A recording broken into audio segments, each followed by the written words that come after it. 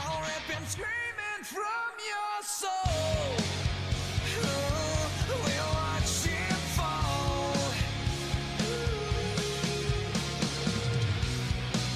Now you come to walk on.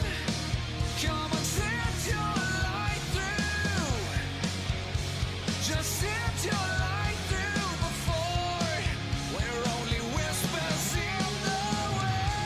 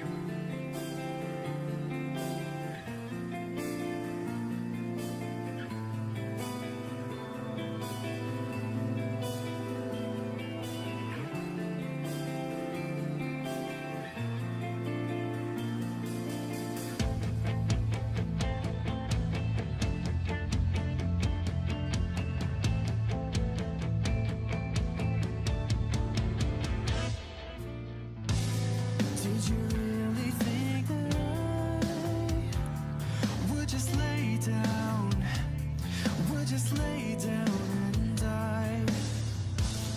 This is where we draw the line. You won't cross me, but I dare you to try. Your bridges are burning, and I've just been waiting to finally take back what is mine.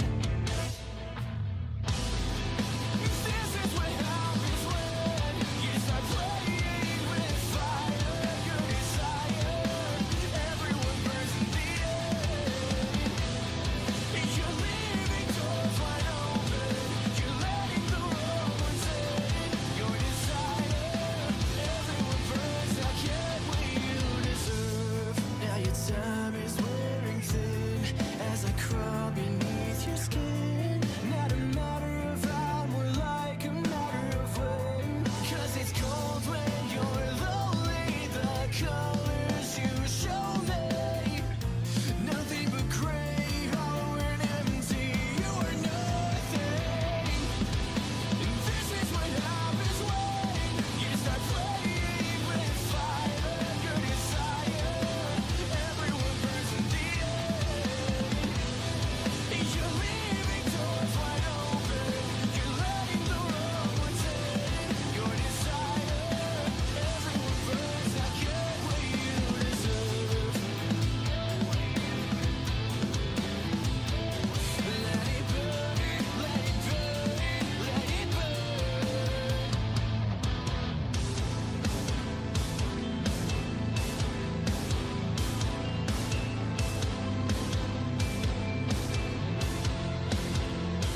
I hope you make for your life as you choke on every lie. Know that I can't forgive, but I can't forget.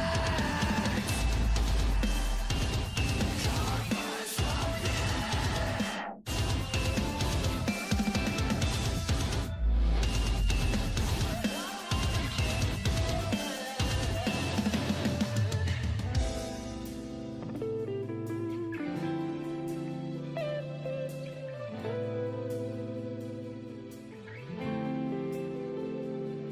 Your bridges are burning, and I've just been waiting. This is what happens when you start playing with fire. Your desire, everyone burns in the end. You're leaving doors wide open. You're letting the wrong ones in. Your desire, everyone burns. Now get what you deserve. You're playing with fire. Now get what you let it burn, let it burn, let it burn.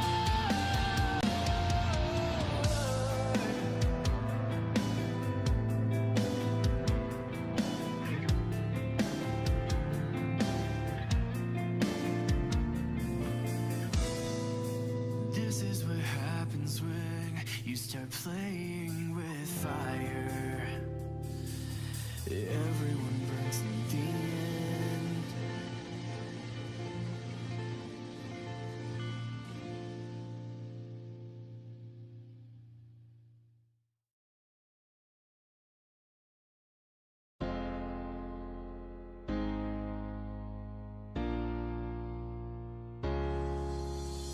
Doing it, doing it, doing it, doing it all for the thrill.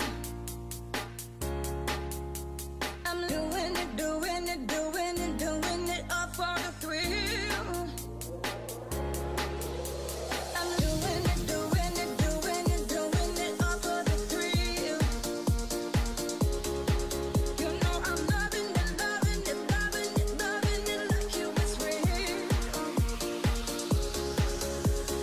Doing it, doing it, doing it, doing it, doing it, doing it, doing it, doing it, doing it, doing it, doing it, doing it, doing it, doing it, doing it out for the thrill.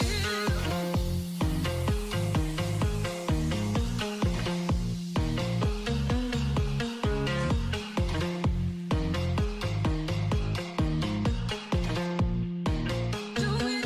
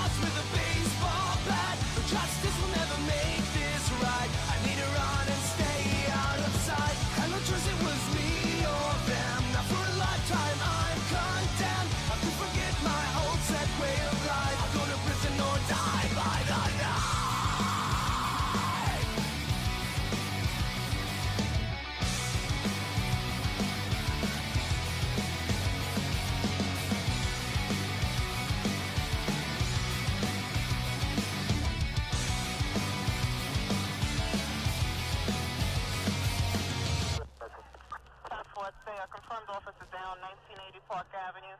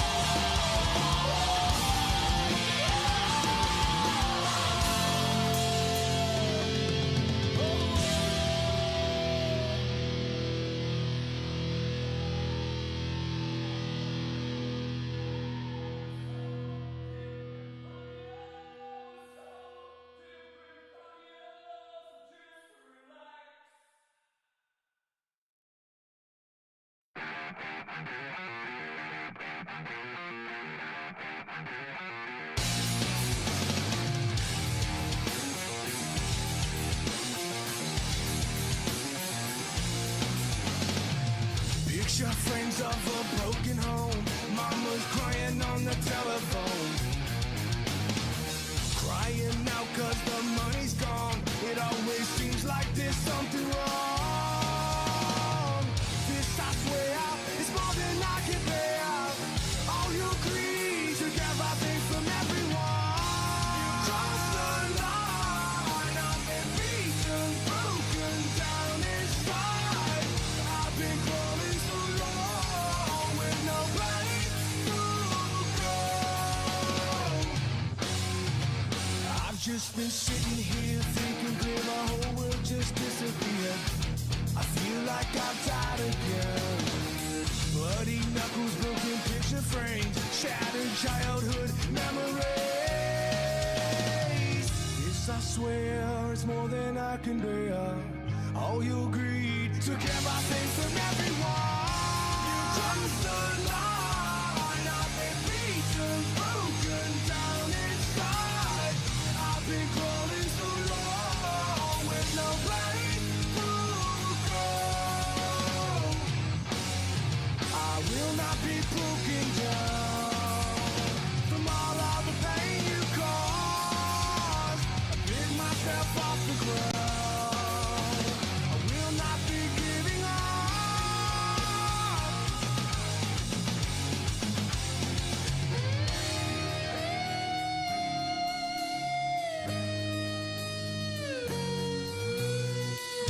I've made up my mind. I've been beaten, broken down inside.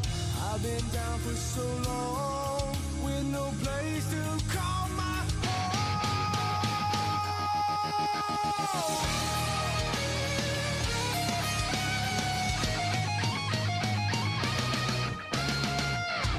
You crossed the line. I've been beaten, broken down inside.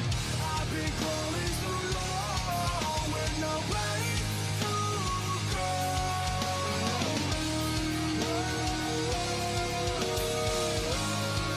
With no place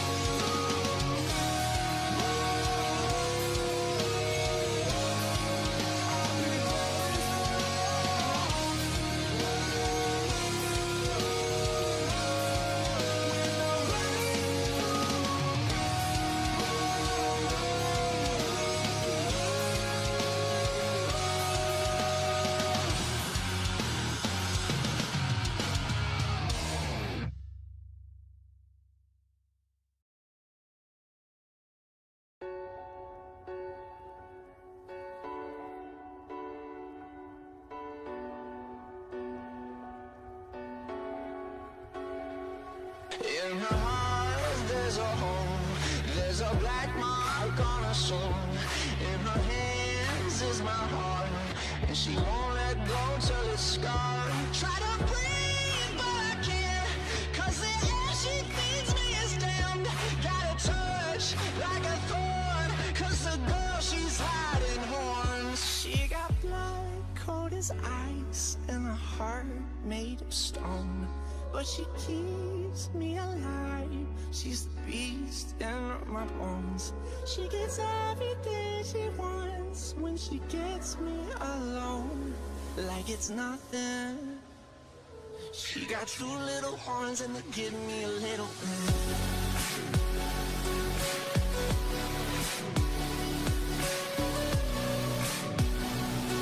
She got two little horns and they give me a little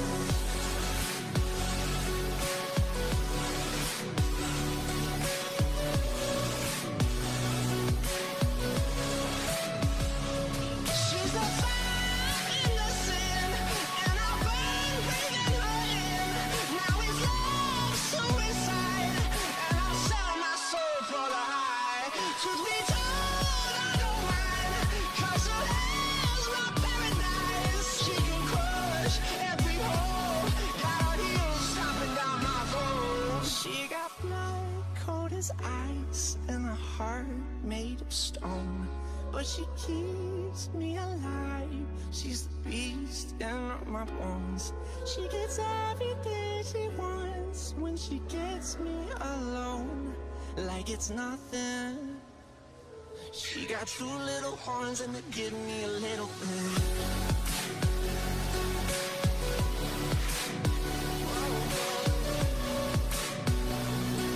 She got two little horns and they give me a little bit.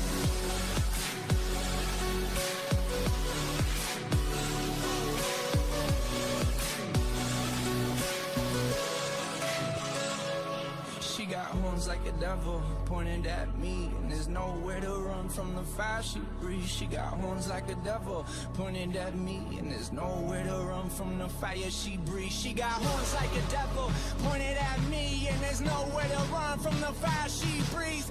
Horns like a devil pointed at me. She got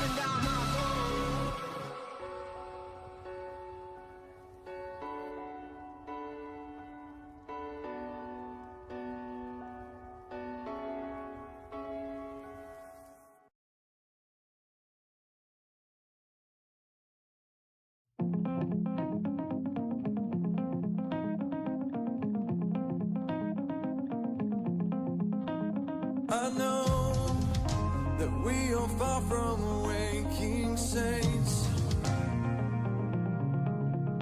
and I know we all hope.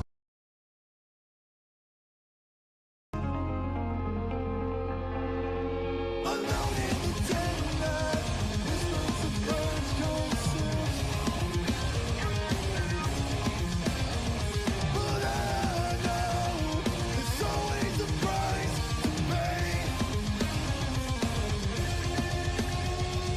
Welcome to this nightmare. The worst is letting go.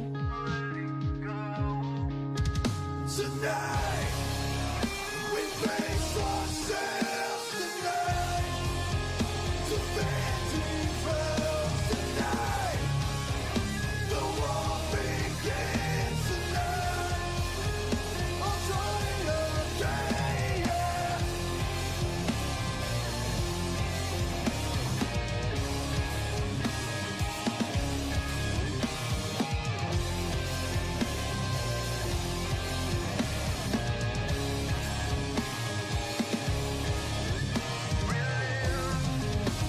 Every single step I take, but I know we all bleed the same. My will has been paralyzed. These chemicals control. But I know there's always a price to pay. Welcome to this nightmare. The worst is letting go. Tonight, we face ourselves tonight. To vanity fails tonight. The war begins tonight. I'll try again, yeah.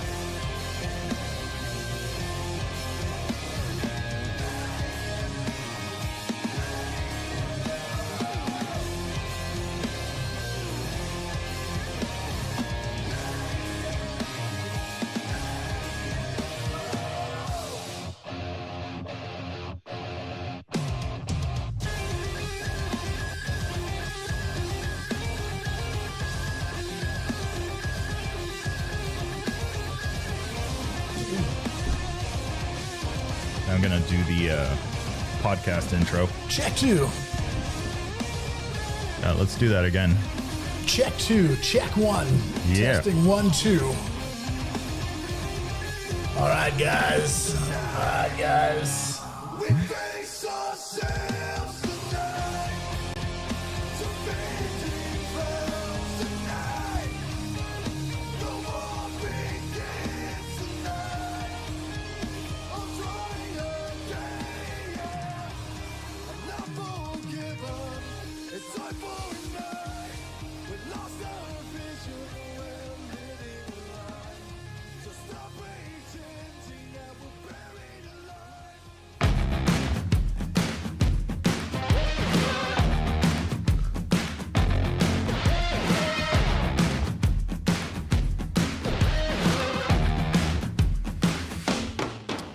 All right, guys, what is going on? It is time for another episode of the Chasing Waypoints podcast. And if you guys are on YouTube hanging out in the chat, I can see you guys. That's right. We are doing a live stream for today's episode. You can catch it on YouTube Live. If not, you'll be listening to this a little bit too late. All right. We are at the halfway point. That's right. Halfway point in the 2022 Dakar. That's tomorrow, or right now over in Saudi Arabia is actual rest day for these guys. So enjoying some time off. I already saw, if I'm not mistaken, it was Sam Sunderland hanging out at the top of one of the tallest buildings in the world. I don't know, all sorts of stuff. So we have got a special guest with us today in the studio. The official, now named, thanks to Gnarly Dave, is the Adventure Taco Studios here in San Diego. Scotty Bloom, say hi. Hello, good evening, ladies and gentlemen. Welcome. All right. Welcome to the party. Now we're in the party. All right. All right. So lots going on today. Wrap up a big week, right? First week of the year. Yes. And starting off right, racing, doing a little bit of rally. So it's been good. Today was a challenge, right? Day 6 for these guys. Just a quick rundown, right? Mason Klein still hanging out at the top. Today was kind of an interesting day for the tracks themselves, right? They reran a road book, which... Yeah, you got to wonder if it's the more adventurous for the tracks themselves or for the racers. True. You know? Well, unfortunately, I shouldn't laugh about it. Unfortunately, there was a couple of incidents today. It almost cost Petrucci his Dakar. He crashed there. It did for sure. Unfortunately, Ross Branch, it did end his rally a little bit short, which is kind of a bummer. So, but yeah, we'll do a little bit of a recap on today's before we get really into the halftime and how we've been going. So let's jump over to the trusty Dakar app, which has been doing pretty good. All right, so stage 6, let's see the standings. Let's go for the stage. All right, so important thing to note, right? The stage for today was set for 620 kilometers total.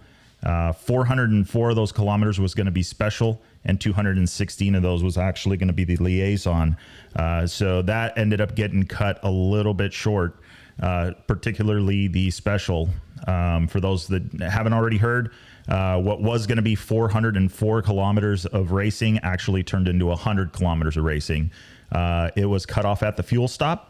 A few of the fast guys had already made it through, but after many competitors decided that it was a little bit too rough and too much of a stretch for them, decided to mention that, and ultimately the stage ended up getting cut short down to 100 kilometers. So for those playing the home game, 100 kilometers, 62 miles. That was it. 62 miles of racing. I don't even know if they're fully warmed up by then, but unfortunately, that's what it turned into today. So the stage times kind of reflect that, where everybody's still on top of each other. So for today's stage on the bikes, Daniel Sanders setting the time of 51 minutes, 43 seconds, followed by Sam Sunderland on the gas. So 1-2 for gas on this one, factory racing. 2 minutes, 26 seconds behind Daniel Sanders. Matthias Wagner in that third spot on the Red Bull KTM factory racing bike, 2 minutes, 36 seconds back. Then it was Paulo Quintanilla, Monster Energy Honda, 3 minutes, 15 seconds back. And then Ricky Brabeck, 5th on the Monster Energy Honda, 3 minutes and 19 seconds back. So we are still in the threes, and we're all the way down to number 6, Mason Klein on the BAS Dakar Racing Team, 3 minutes and 33 seconds. And then we've got Svetko in that number 7 spot, 4 minutes, 5 seconds. Adrian Van Beveren, 4:10 on the Monster Energy Yamaha Rally Team. And then Toby Price, 9th, Red Bull KTM Factory Racing, 4 minutes, 16 seconds, followed by Joaquin Rodriguez on the Hero Motorsports Team Rally, 4 minutes and 29 seconds. So that is your top 10 for the stage today. And then let's see here. We have for the standings and how that affected it. I don't think it made that much of a difference moving around, although it did. Well, we'll get to the bottom of this right now. Sam Sunderland still leading the way. Gas Factory Racing, 19 hours, 55 minutes, and 59 seconds. Matthias Wagner in the number 2 spot on the Red Bull KTM Factory Racing, 2 minutes, 39 seconds, followed by Daniel Sanders, Gas Factory Racing, 5 minutes and 35 seconds behind. Then we've got Adrian Van Beveren in the 4 spot, 7 minutes, 43 seconds back on the Monster Energy Yamaha Rally Team. Paulo Quintanilla in the 5th spot, Monster Energy Honda, 17 minutes and 44 seconds. And then Santolino on the Sherco, 18 minutes and 22 seconds back. And then down to the 7th spot, here a little bit of a gap now. Svetko in that Slavnov Rally Team, 24 minutes, 29 seconds, followed by Kevin Benavides in the number 8 spot. That's Red Bull KTM Factory Racing, 24 minutes, 56 seconds. And then we have Boreda Bort on that Monster Energy Honda sitting in 9th, 25 minutes and 59 seconds with a 1-minute penalty. Then rounding out the top 10, Mason Klein moving on up, 13th, 14th, but now jumping up to that number 10 spot on the BAS Dakar KTM Racing Team. That is 37 minutes and 8 seconds. Followed by, we've got Andrew Short sitting in 11th, 38.12 behind. Then you've got Toby Price with 39.09 behind. Nacho Cornejo in that 13th spot, 46.54. Xavier de Soltre, 47.25 back. And then rounding out the top 15 is going to be Ricky Brabeck, Monster Energy Honda, now 49 minutes and 20 seconds back with a 2-minute penalty. So that is your top 15 so far through stage 6. So on a day like today where they cut the stage from 400 plus kilometers of special down to 100 kilometers or 60 miles or whatever, those guys like Brabeck that are so far, they have so much time to make up. They got jacked up in the first day or two, the first couple of stages. It's a day like today where it's a total ripoff for those guys that are 15th, 20th, 25th, and they're good riders and they're contract, salaried, elite athletes, elite racers. Those guys got pinched today because if the organizer would have allowed the race to continue the full 400 kilometers for the special, that allows for shakeups and breakdowns, right? That allows for shit show navigation errors like that kilometer 257 on stage 1, that ambiguous note. Mm-hmm. So riders like Brabeck and Price, who are out of the top 10, or they're basically, it's uncharacteristically, these guys are out of the top running. It's days like today with a full 400 kilometer stage that would have had, boo-boos or ambiguous notes and something to shake everything up. That's where those guys could have made up a lot of time. But now it's rest day tomorrow, Sunday, we'll get back into racing again. And but it's days like today where some guys are pissed. They really got ripped off. And other guys are like, I'm fine. Let's just stop right here. And it was Daniel Sanders that was really outspoken, and he was using the words princesses. He did.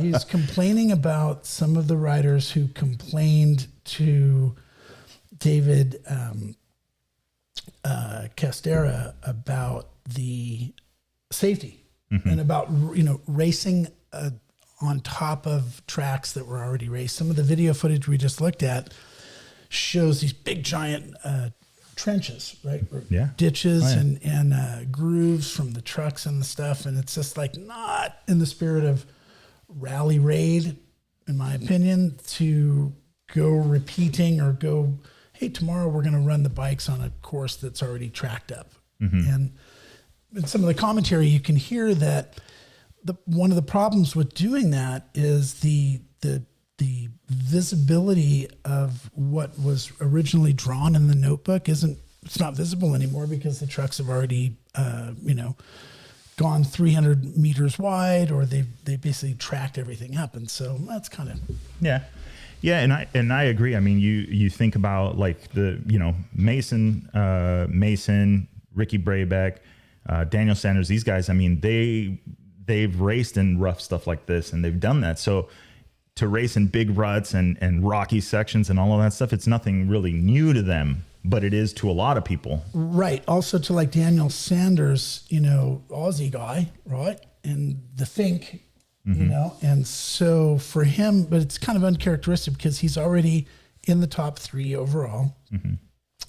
He's had a couple of really good, impressive stages, some wins. Yeah. And I think that first stage as well.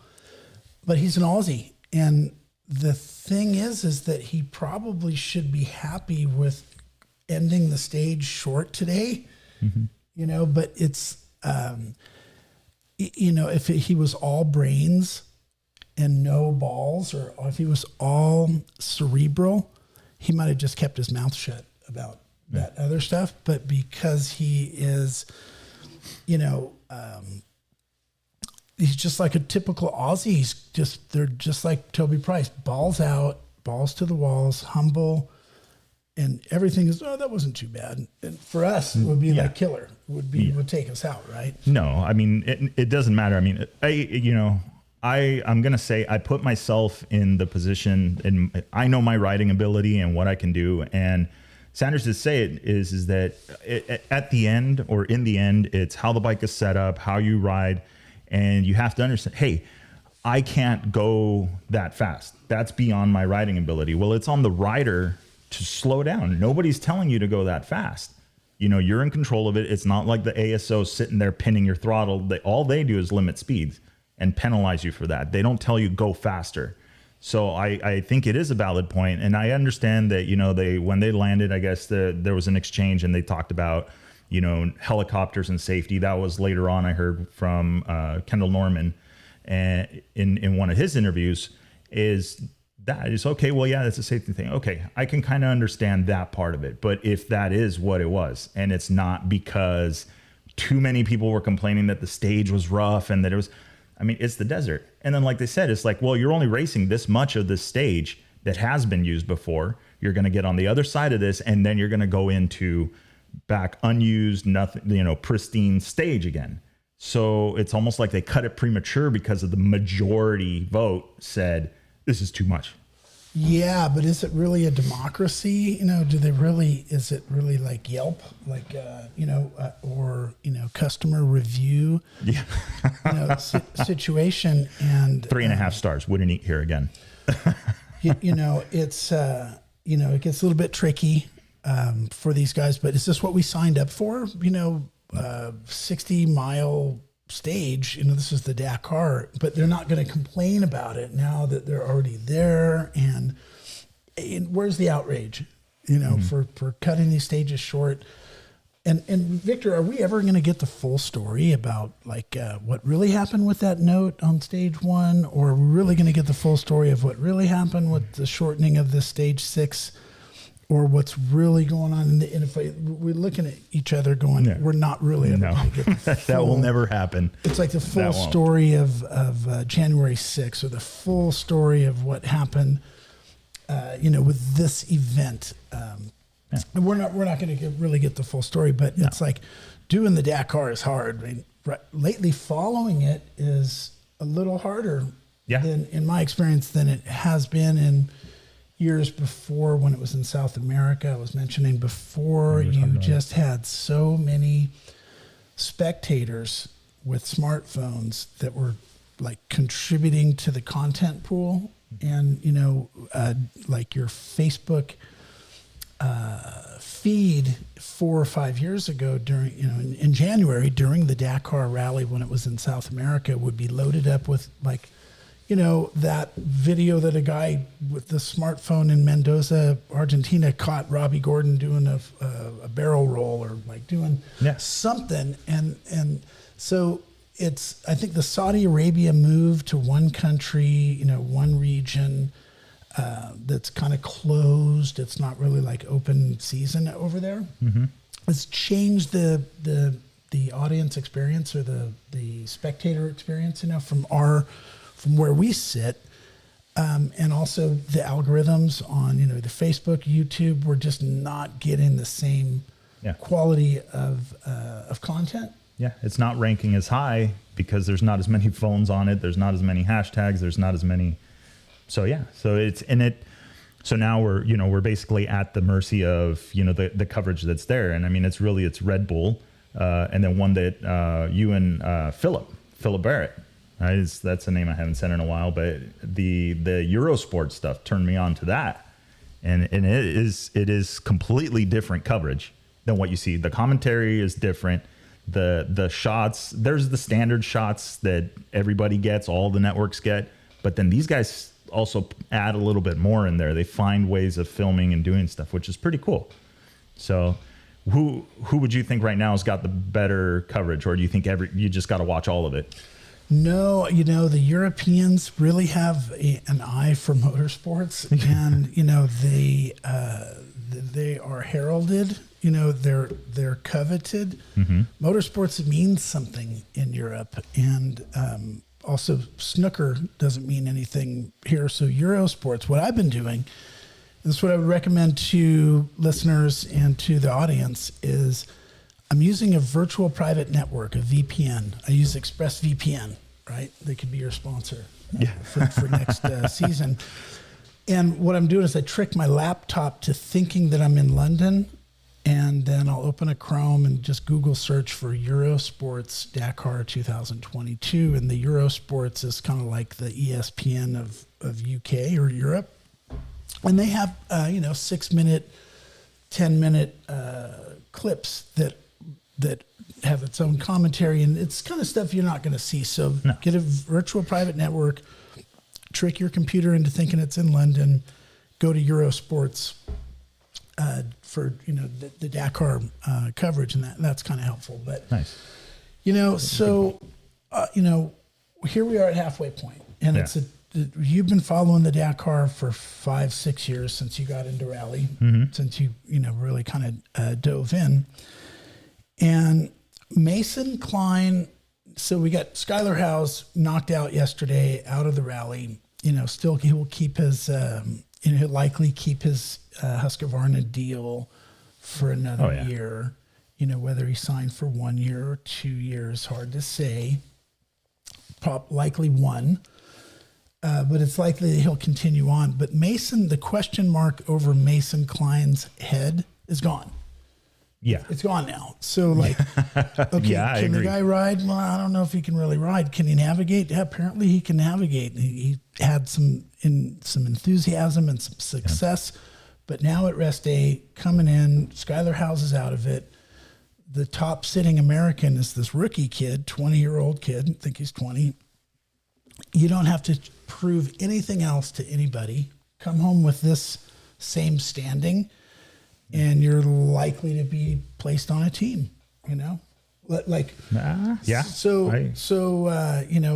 Skylar finished third last year or fifth? Fifth. Yeah, fifth he was last fifth. year. Mm-hmm. He got himself a ride, and, he's a little bit older, has some other circumstances behind him. But I think that any doubters about Mason Klein that were like, well, we'll see if he can really ride or if he can pull it off. He's halfway through. And, dude, he is pretty impressive, man, to have those results. And it speaks to something else.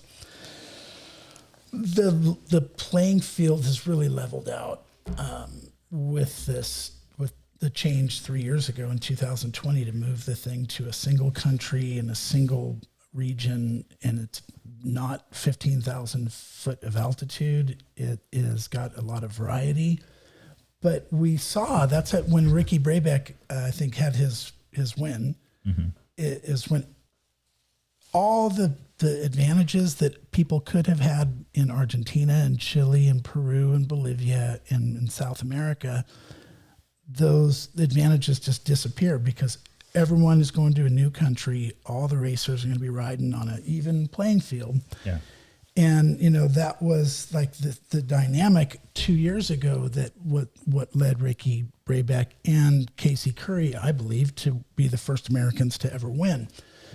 And so today, this is when you see Toby Price and Ricky Brabeck getting their butts handed to them, and they're in the 20, 25, 30 in the overall rankings. That's leveling the playing field, making it more interesting. I remember 7 years ago, it was just, there was like 8 or 10 guys that were your top guys out of 180. And those guys would all be in the top 12, top 15. They would all kind of, it was very predictable. This is unpredictable. The navigation boo-boo, I would really love to see that note and I'm sure we will see it. Someone's going to show it either on the forums or on social media. And what was really going on with that? And when every road book, as we've said before, every road book is going to have its weakest note. Yeah. And so that one on stage one was the 257. And, it's a little ambiguous, and the guys were pissed. And there were some guys that were really pissed. Yeah. When they get on the mic or when you hear the official guy come and make a statement, it's like PG-13 after school special stuff. It's really like it has to be groomed. TV. It has to be a little groomed. Definitely groomed. Yeah. Yeah.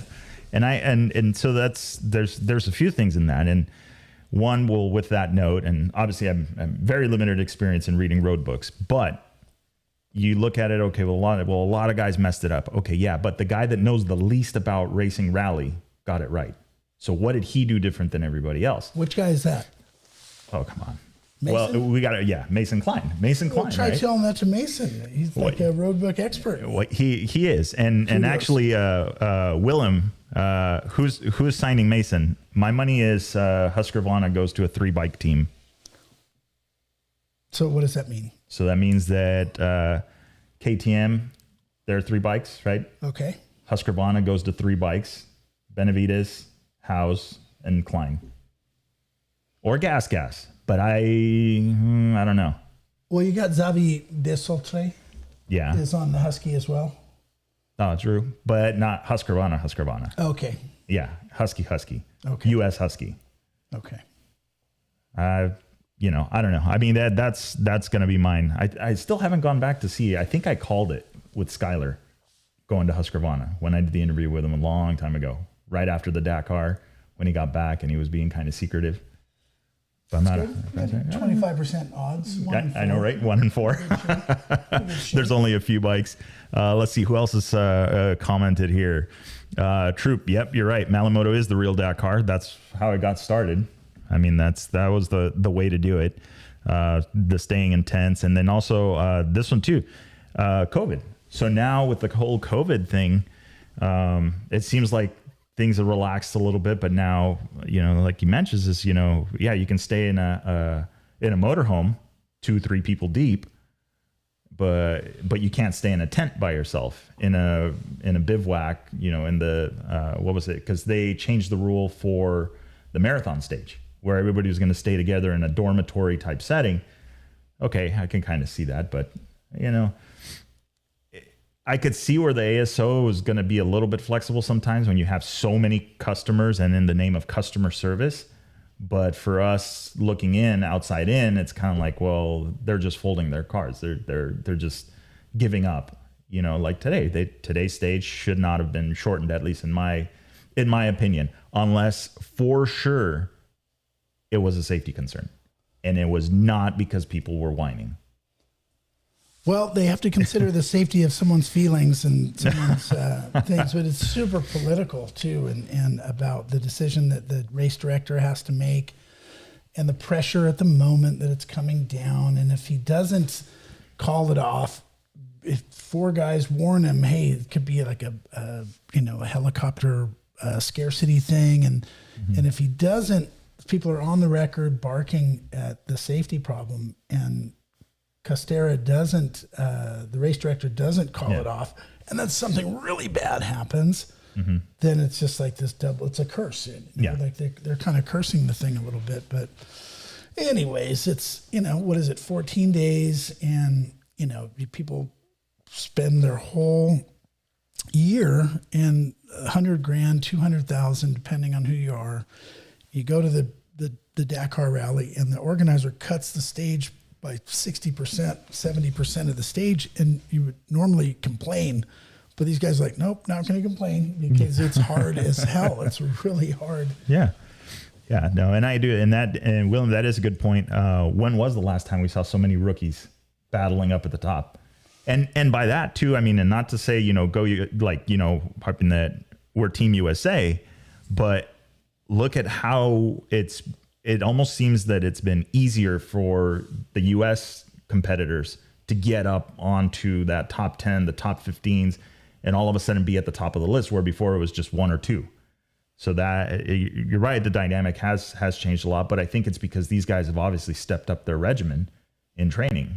That was the advantage that the rest of the world had before, was that's all they raced. Right. There was no Bajas, there was no arrows, there was no GPS track. It was literally, here's your road book, now scurry along.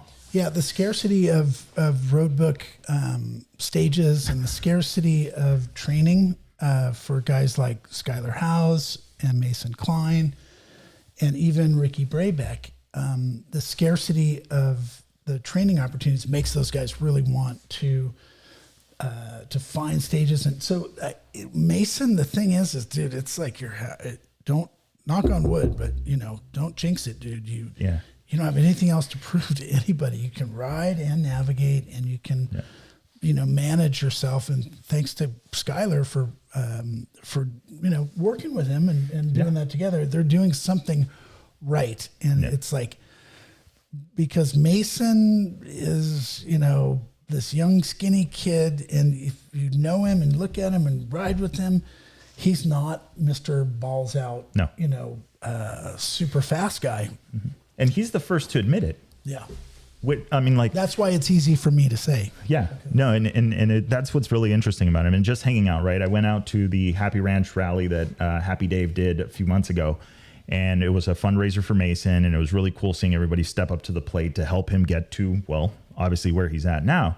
And that was one of the things, like, everybody was riding his practice bike, and like, he's just one of the other kids in the crowd. But when you talk to him, he's the first. He's all, I'm not fast. I'm not like that. His brother Carter. Yeah, his brother Carter's another story. But Mason is like, all the comments, and when you talk to him, and then one of the posts that he did not too long ago was like, you're reading that and you're going, this kid's talking like he's 35. This is his 8th Dakar, and he just knows what he's got to do. Yeah, and some people hate that. So the sound of that sucks. It sucks for the person that actually is 35 and that's actually been to 8 Dakars. And it's like, it's kind of, they're regurgitating that. Mason Klein's little brother, Carter, I'm just going to say it right now, 2022.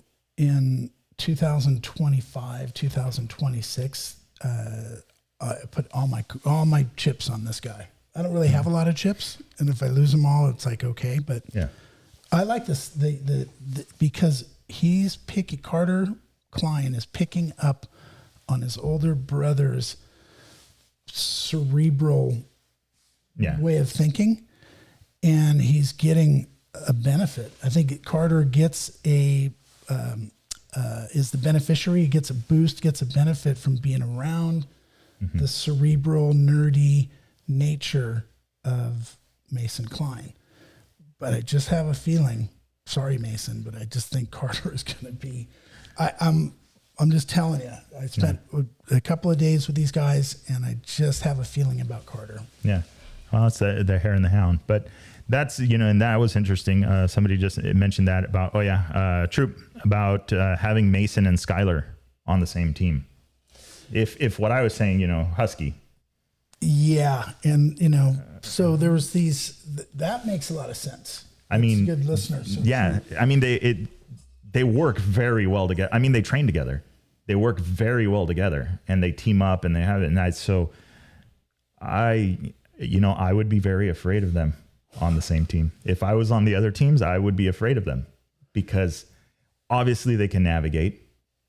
They have their head in the right place. So that I think makes them dangerous. Yeah, they both have some things in common, like good parenting and good, professionalism and good.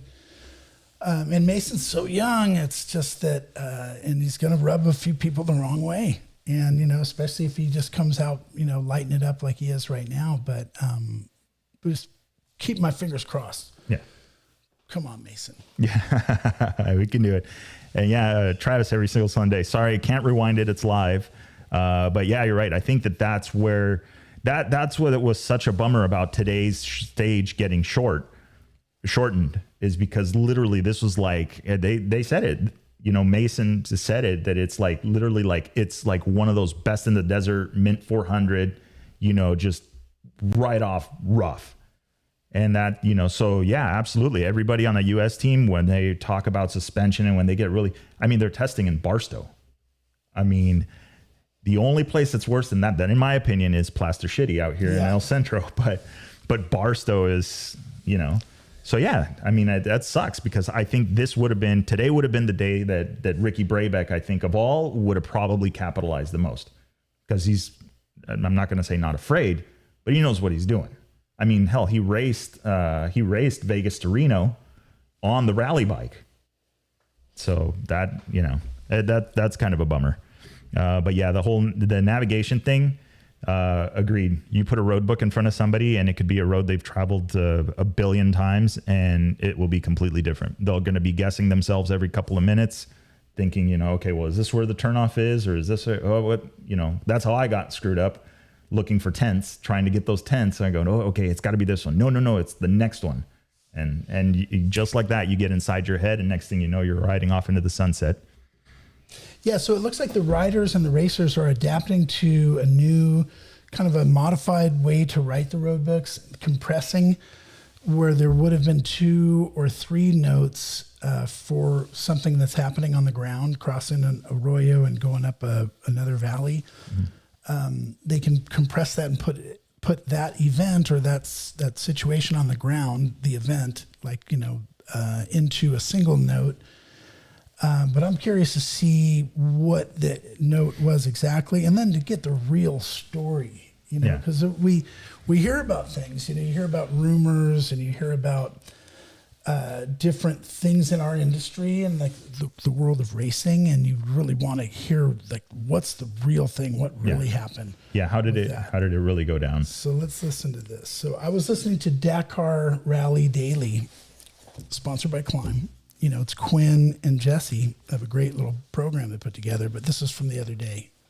KTM chassis, the new bike underneath, the Red Bull KTM team, the Husqvarna team, and the Gas team. We've talked to a few guys.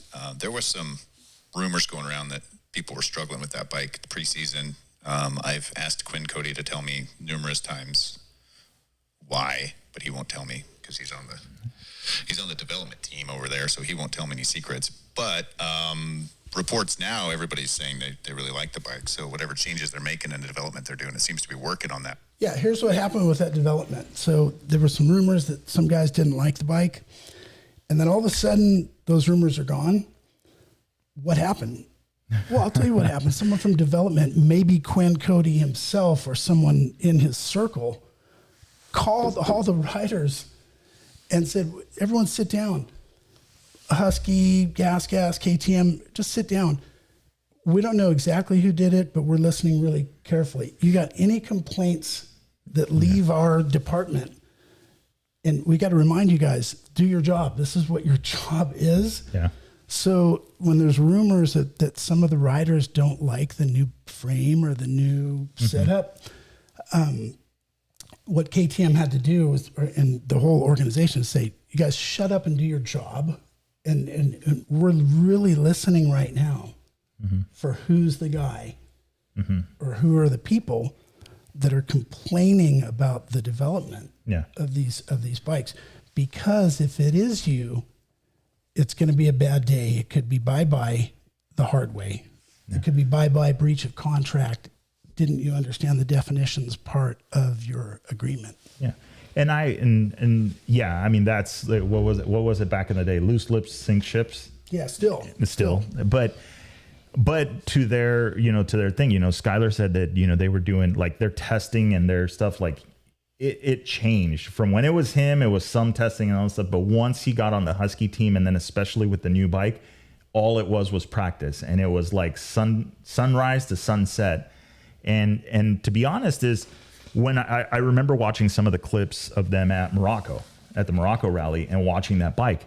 And I remember in the rough, you could see it. And I go, that bike is loose. That bike is not predictable to them. And you could see the suspension and you could see how it was riding. And it's like, and that Skylar, obviously he's a rider. I mean, he can ride a bike. And when you can see that the bike just seems squirrely, it just didn't seem like it was all there. And then you go, okay, well, first time out. It is what it is. But now you start seeing some of the clips and you can see the bike seems to be tracking straighter. It seems to be doing it. So like you said, he doesn't really know what they may have changed, or maybe he does, but just doesn't want to say it. But there's definitely been some improvements to get it to where it is now, because that it looks night and day different. It went from scary to ride to wow. Like, I mean, this thing is dialed now. So a little bit of both forces pulling in both directions. Yeah.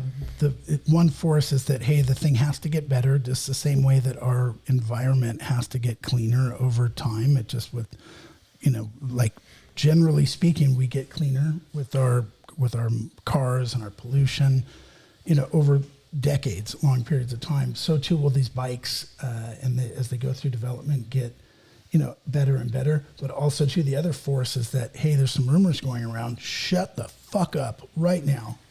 Yeah. About what about these your preferences.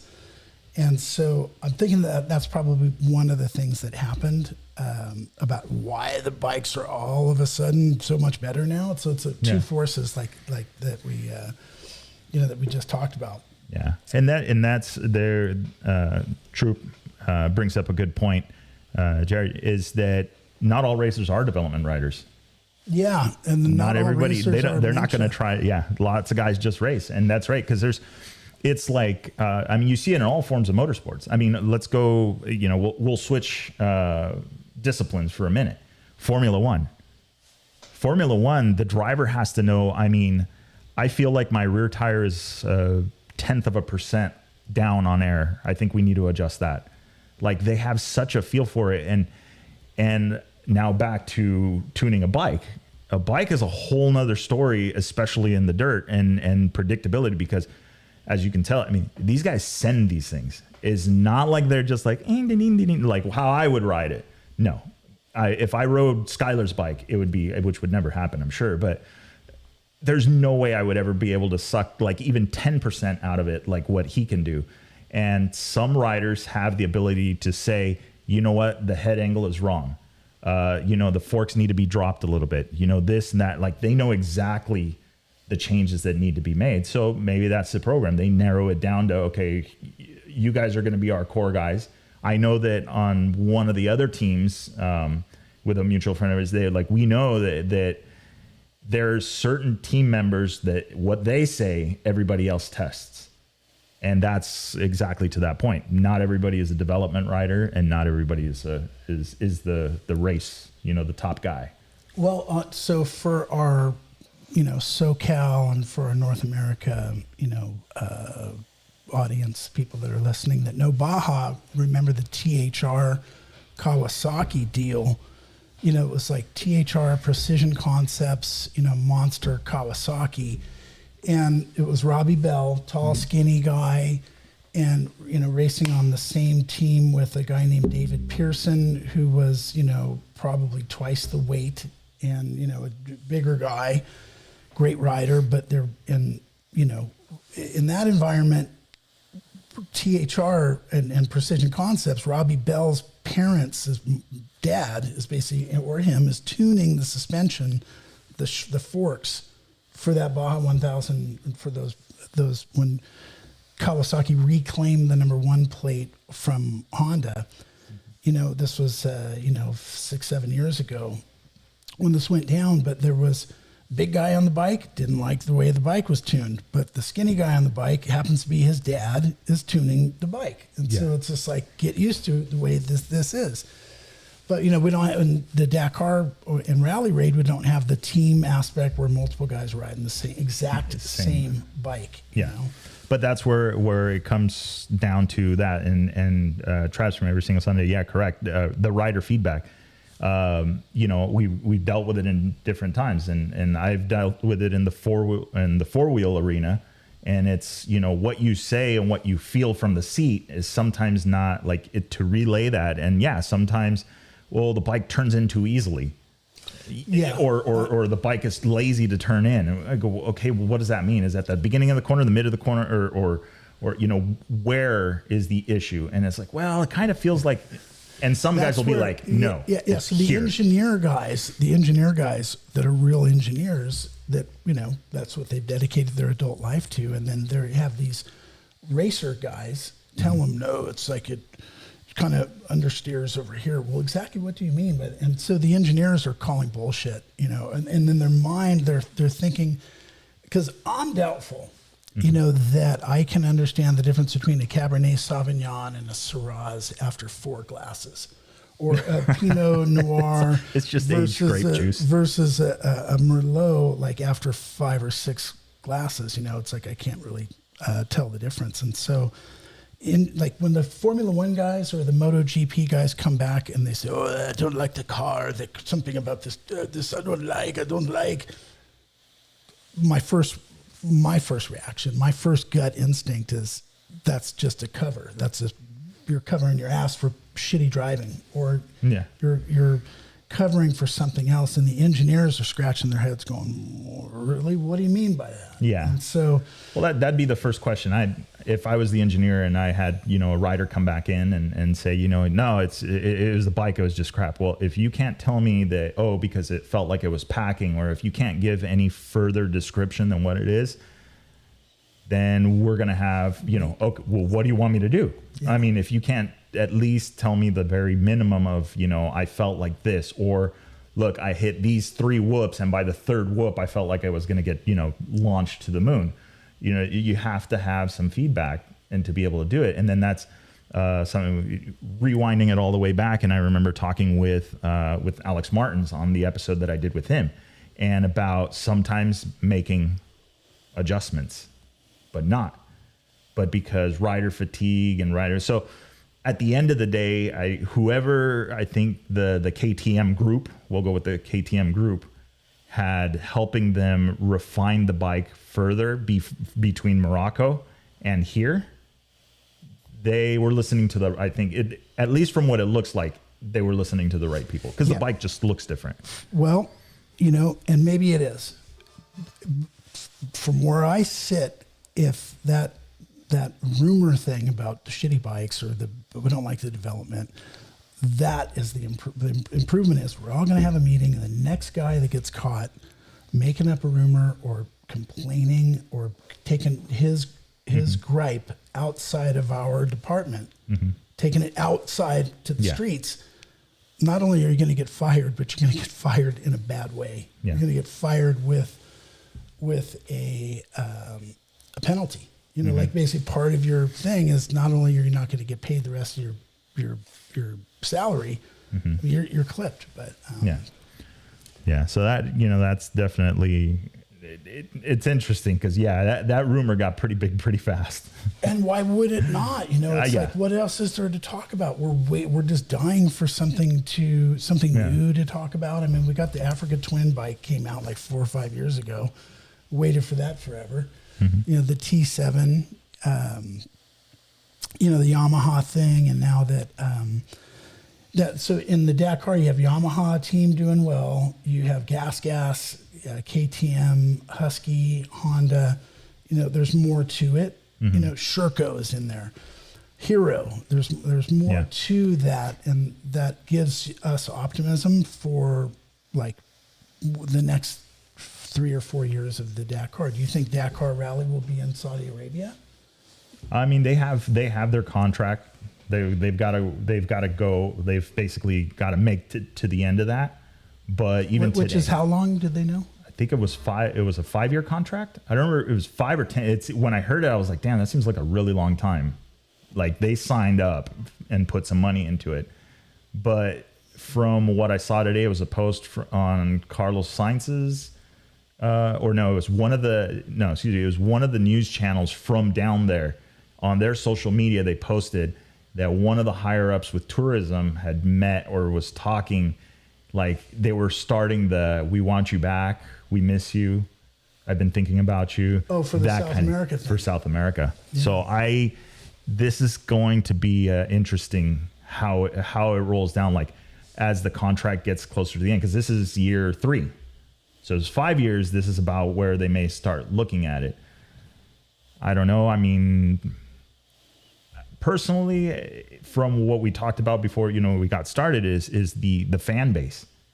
And we mentioned it a little bit ago, is the fan base is just so much bigger. There's so much more coverage because everybody's got a cell phone and everybody's posting to Instagram or to Facebook. And there's just so much more content. And then racers sharing that content as well. So then, the guy in the middle of nowhere that's never all of a sudden he's, blowing up. He's got 1 million likes on his video, where in Saudi Arabia, that's not gonna happen. So we'll see. All right, let's see who else. Hey guys, everybody joining in. BT, welcome. And so there was actually, so let's talk about, we're going to change gears a little bit, right? We know they're getting into the second half of the race. So we know that's coming. I think that now we're gonna see some of the changes. Now people are getting tired. The bikes are going to be fresh because I already saw Mason's bikes down to the frame. But now it's you have Quintanilla, right? Possibly collarbone, something going on there. No, I didn't catch that part. Riding with an injury. I didn't catch that part. I did hear about Petrucci had some kind of thing that is taking him out. That's like a fracture or some kind of a hairline fracture from his crash earlier today at kilometer 3, same place that Ross Branch crashed out. I think that's why his fender was missing. Well, it was the prior day that he won the stage. Okay. So he won the stage without a proper fender. Yeah. But I forgot what I was talking about. No. So it's Friday. Well, and Travis, yeah, that's right. Reju, that was another brand I didn't know. Who? I don't know. Reju, not FN. Oh, Fantic. You know what? I got to check on the Fantic. And yeah, 5-year deal. William, that's right. Yeah, sports washing, a good sports washing campaign, shouldn't take more than 5 or 6 years to do it. But, it's a different deal. And so the soul of the Dakar, the people that you might have met 10 years ago that are like, oh, I'm into the Dakar, I'm really into it. That soul that it used to have, like as it moved from Africa over to South America, that's gone. So that Africa Eco Race now, like on its 12th year of reincarnation, that's like more of the soul. Sorry, ASO. But there's some things I've noticed as a consumer. What I've noticed on Dakar website in the last 3 or 4 years, is that it seems like there's less people working in that organization to keep the digital experience, keep the website, the video production, all that stuff is just a little bit lighter, than what our appetite was really high for it, 2012, 13, 14, 15, 16, 17. We had a real high appetite for whatever the ASO could put out in terms of whether it's like daily videos, their own hosted videos, YouTube stuff, or just subsidized content. And media coverage, third-party media coverage, there was a lot of it there, but it's like it seems to be lacking a lot more now. And if you really like this stuff, you really have to look for it. And the Facebook feed, the algorithm maybe it's just me, but it's not what it. I'm not getting the same. Yeah. That same vibe. That stuff crossing crossing the bow. Well, and case in point, I just saw it for the first time as we were watching it. Was the interview with Petrucci talking about his dad's birthday and talking about leaving his mark because he won a stage. Be it a penalty any which way you slice it, just like anybody else that would have been in there, they won the stage. Their name is at the top in the shiny lights. They have a stage win at the Dakar. And he's completely emotional. I have not seen that anywhere other than it was on Eurosport. So there is a big difference in coverage and how they do it and what they picked to show, which is kind of sad because that was like, I mean, he barely finished the interview. He was so emotional. And that was just like, to see that was just like, wow, like a story you would have never known. I didn't know that his dad's birthday was in the Dakar and he always spent his birthday on the Dakars and, You might be talking about Bradley Cox and Alfie Cox. Well, that was Bradley and Alfie, but no, was it? No, I thought it was Patricia also saying that. Oh no, we mixed the two. That's right. Maybe so. It's been a long day. I've been up since 4 a.m. or so. That's what happens when you become a grown adult. Yeah, adulting sucks. Kids don't grow up. Yeah, but that Petrucci thing is I did call it. I did call it that the guy would win a stage or that he would do something that was a little bit unexpected. The only reason that the only reason that I could ascertain that was just this guy comes from MotoGP. It's a whole different world, and it's just like superhuman, like world that that most people can't relate to. The same way that Formula One is just this super different level of humans. Yeah. Whether you're Toto or whatever the guy's name is, and Christian Horner, the team managers of Formula One, and those athletes, the 20 drivers that are in there, it's a whole different level. And that's why I thought Petrucci would have something to show, is that he's coming from this different world where it's just like, and those guys are beasts, but Americans like, oh yeah, I heard the MotoGP came to like Austin, Texas, or it came to Laguna Seca, but that's all I know. Yeah. And from what I hear, if you go to a MotoGP race and you see one of those bikes and hear one up close, it's like nothing you've ever heard before. No. So that's why like a guy like Danilo Petrucci, he goes to the Dakar and he surprised some people with those. And I think he's out now from today's crash. Yeah, if it's confirmed that it was his, that he is completely injured, then I wouldn't see him continuing, because then I got to start to worry. Well, Tech 3 looking at it going, I know we gave you permission, but we kind of need you. So well, is he? So he's not racing MotoGP anymore. Or did he retire? I missed that part. Yeah, if he's done. Yeah. So okay, all right. Well, if he's done, then have at it. Well, let's just be like Friday night here in Hamul. So, okay, let's dumb it down. Okay, you're a MotoGP racer. You probably make $1 million a year, just in salary. Okay, so like every Formula One driver, there's 20 of them. I can't imagine a single one that doesn't get $1 million salary. Mm-hmm. Which one? The least known one, George Russell. I don't know who's the guy that gets less than $1 million. MotoGP, got to be the same thing. Yeah, you got to be like a $750,000, $1 million salary. So if someone like Petrucci was going to continue racing at that level in MotoGP, there's no way they're going to let him go out and do this thing. It's like let's say you have to be a tour guide, or you have to be a route leader. Mm-hmm. And okay, but on your off season, let's let you go squirrel suiting, base jumping and skydiving with a squirrel suit. Doesn't add up. We're not going to let you do that, because if you get hurt, something's going to happen. Something's going to go down. And BT talking about that, about discussing. So the injuries among the fastest guys on the best bikes, pushing as hard as these guys can lead to injury, regardless of how factory the bike is. And that is absolutely true. And I think that today was definitely I love that Petrucci doesn't have a filter. Yeah. I think today, BT, to your point, is that, yeah, the guys, even on the fast guys, but today was a rough day. And so today, I think the morning incident with Ross Branch and Petrucci and maybe some of the guys further back for today, yeah, as a result of a rough track. And that's, if you're riding over your head and doing that kind of stuff, this is what's going to happen.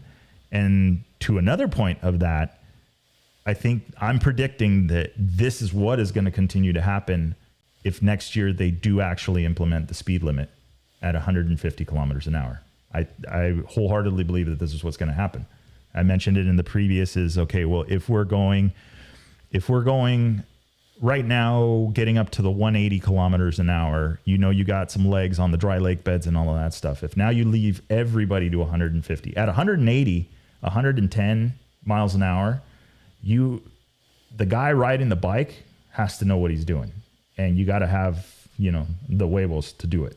It's fast. Things are vibrating. Things are moving. I did it once on the street on dirt bike. I shouldn't have been doing it on, just to see. And that was all it took. And I realized that it's the stupidest thing. The vibrations, the helmet, the wind, the buffeting, even if you are hiding behind a windscreen, might limit some of that. So now on the dry lake bed, everybody can do 150 kilometers an hour. That's 93 miles an hour. So the only place, as I mentioned, is the only place you're going to make up time is where people can't do 150. In the technical Stuff. In the rough, in the dirt. So what's going to happen next year when they hit another rocky stage like that? Well, you're going to have the Ricky Brabecks, the Skylar Howes, those guys that grew up racing that stuff, or even Toby Price. Toby Price now races Baja. He understands what a rough course is, so that is only going to increase. Now, those guys might be all right. They'll do okay because they're used to it. They grew up. Just like how when Brabeck and Howes first got there, they weren't used to road books. Now they are. I think that it's going to be the same learning curve as now these guys, now I got to ride further. I got to ride in over my head, because if not, this is where I'm going to lose my time. So I think that more injuries are coming if they implement it. It sounds stupid, but might sound counterintuitive to what it is. But I think that literally we're going to see more guys injured by introducing that, because they're going to have to push. This is the only place I can make up my time, because everybody, as soon as we hit the dry lake bed, is going to do $150. That is a great way to look at it, a great way to cross-analyze it, or to look at the other side of the picture, and we're doing that more so than probably what they would do at, ASO, to do like the tire deal.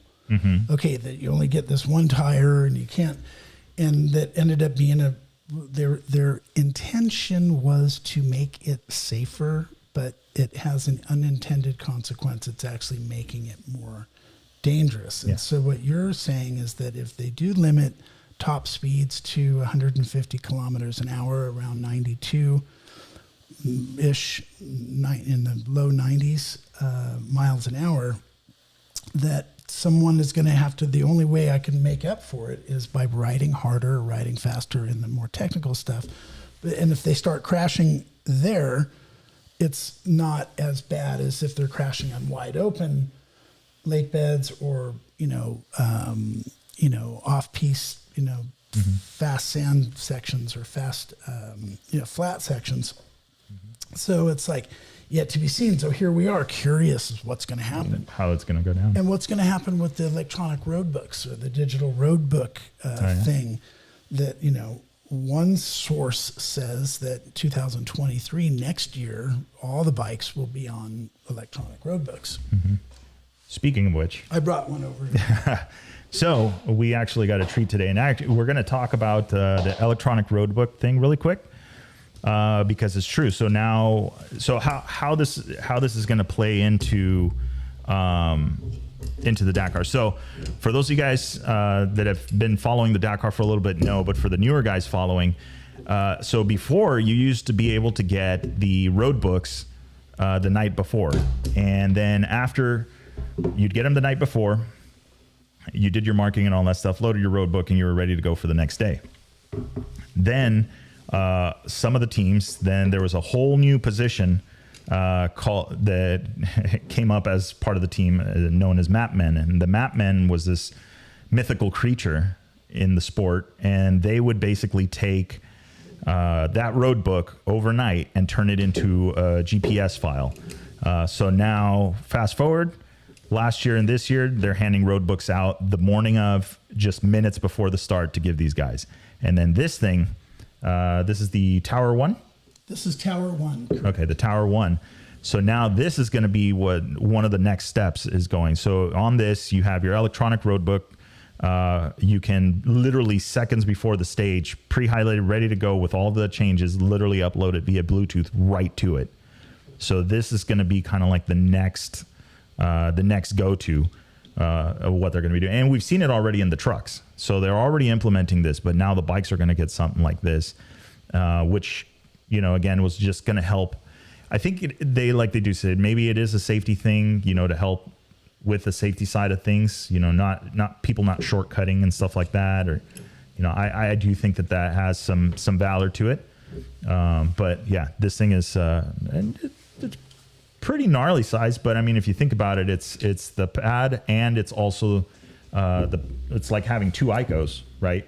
Yeah, but all in one spot. In one thing. Yeah, in one spot. So Yeah. I haven't been able to test this thing to the extent that I really want to and need to, but the weight of this setup, of the Tower 1 setup, is about the same weight as a universal roadbook rally kit. And so it's not a weight savings, and it's not a weight investment. But instead of having ICOs and a bracket and a roadbook reader, everything's on one piece attached to one little mount. So we'll give you a kind of a status update on this in like a month or so, after we really go and put this puppy through the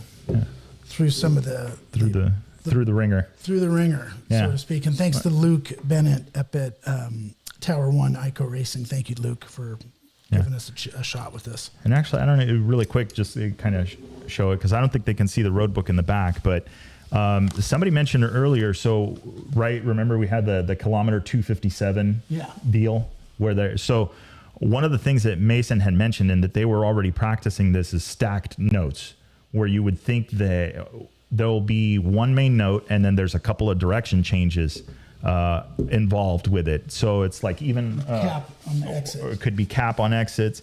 So normally on a road book, you have three parts to it, right? You have your distances, your total distance, and then you've got, no, unfortunately, I don't think we can raffle this one off. You'll have your distances in your left box. You'll have your total distance, and then you have your distance from your last note. And then in the middle is your tulip. That's your hieroglyphic, right? That's the arrows. That's the little schoolhouse. That's the end of the fence. That's the wash. That's the little details. The diagram, right? The actual, the arrows. Terrain changes, right? The lines actually represent something. If it's a solid line, if it's a dotted line, if it's, they have different markings. So there's a lot of information in that center box. And typically the box all the way to the right was normally reserved for like more important, like just a quick, this is something you need to know. Supplemental info, Yeah. supplemental data, just additional need to know. Just a basic. So what they saw this time around in the Dakar, and what people were talking about, and particularly into that note, is that normally in that box where there would be some kind of supplemental info, something, like on right or stay left or something, like they were putting, or like a cap heading, that's your direction on the compass represented in a numerical fashion, right? In degrees. All of a sudden they started putting multiple, they would put like 3 in there, where traditionally some people that would write a road book would put 3 more notes or 2 additional notes to explain what's going on.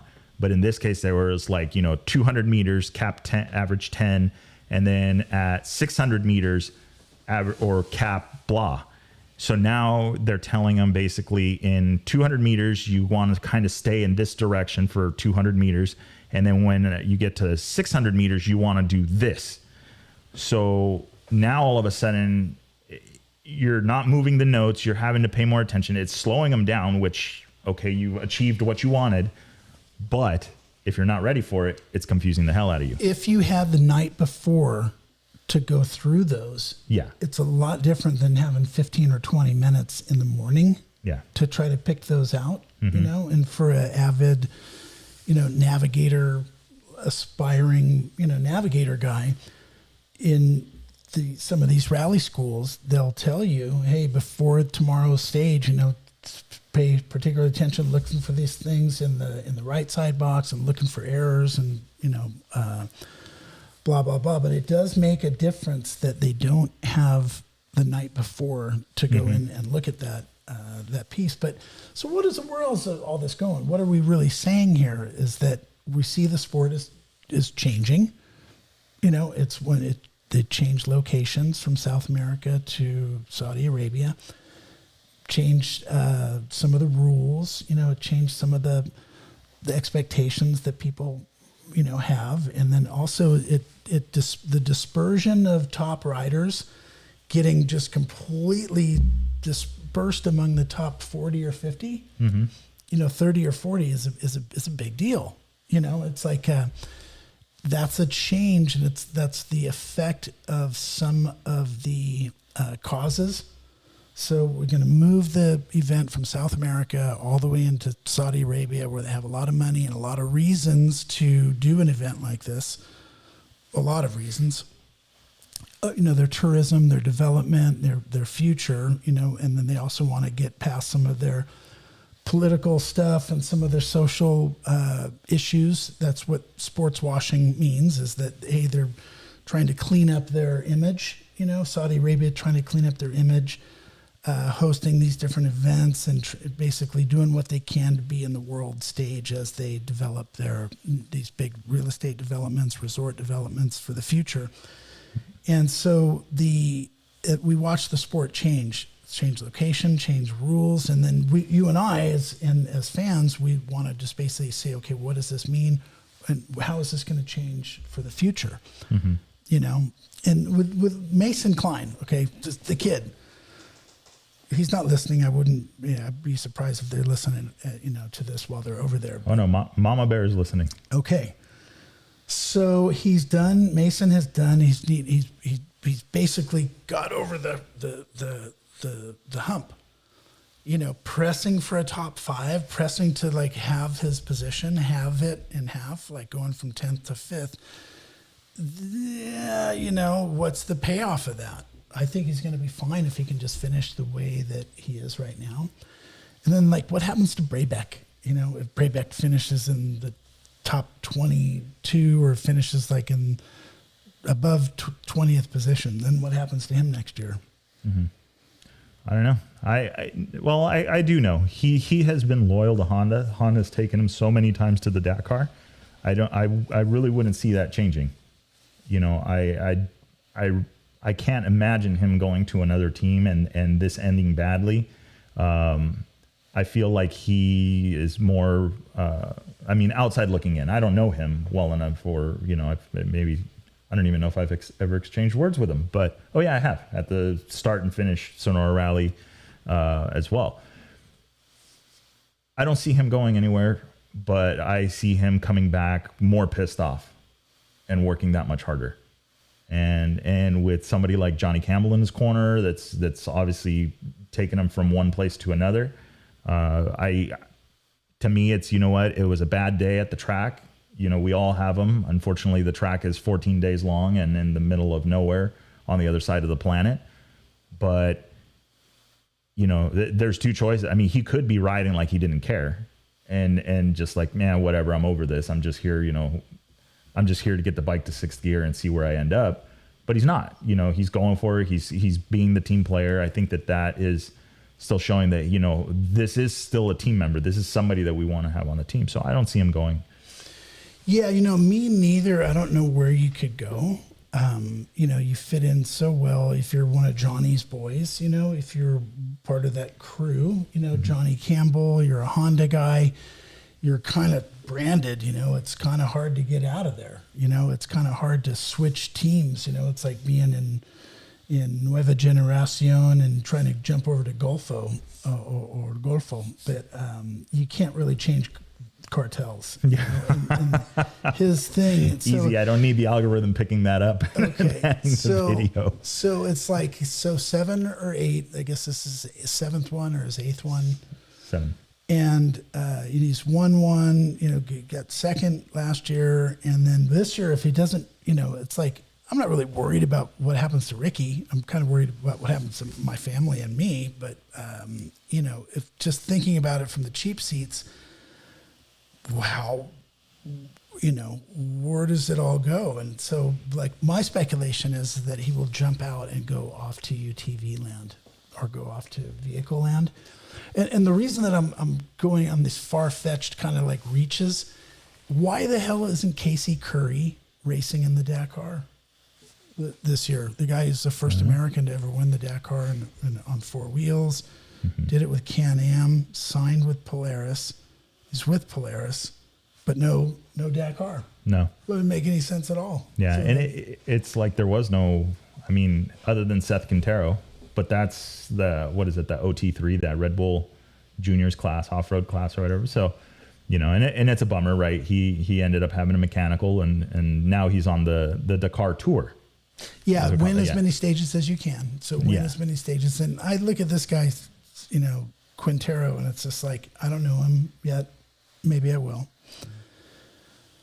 And the Red Bull packaged content, you know, it's like ABC productions, man. It's kind of made for TV. It's I'm over it. You know, it's not for me and you, like we're, you know, trying to carry the torch, trying to be leaders in our field for the sport of rally. And the videos that are coming out of Red Bull aren't really doing our work, you know, for us, but they're doing some kind of work. Yeah. You know, these Red Bull videos, they make rally and Dakar stuff look like flying to Mars. It makes it look like being an astronaut, makes it look like insurmountable, makes it seem like it's far out there. You ever watch the pro bull riding, the PBR, Pro Bull Riding Tour?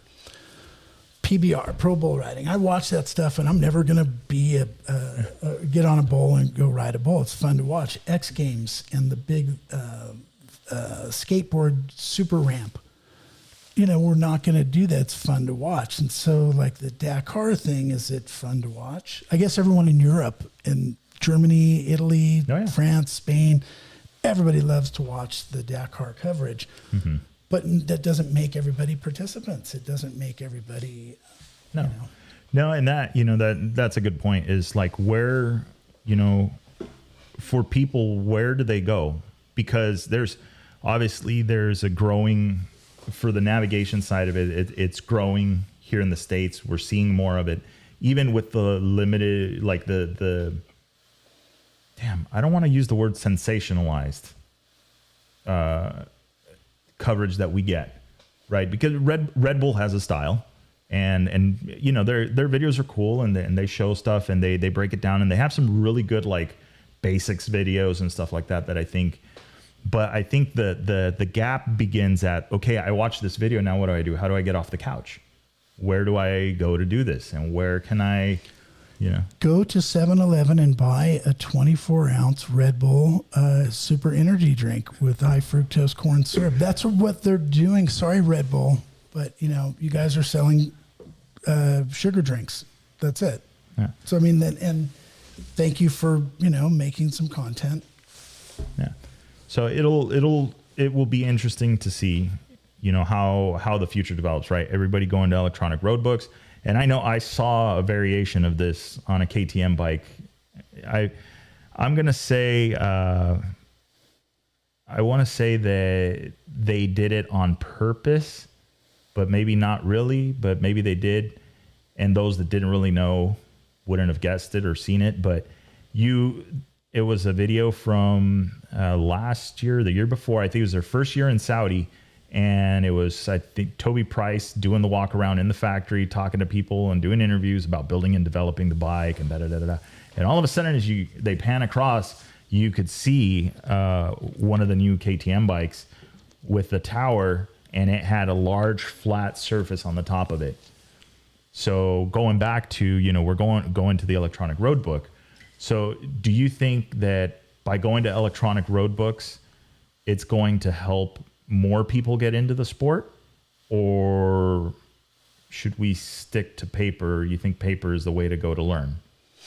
I think it's a zero-sum gain. I think that it is irrelevant. The growth is irrelevant whether we're all paper or all digital. Mm-hmm.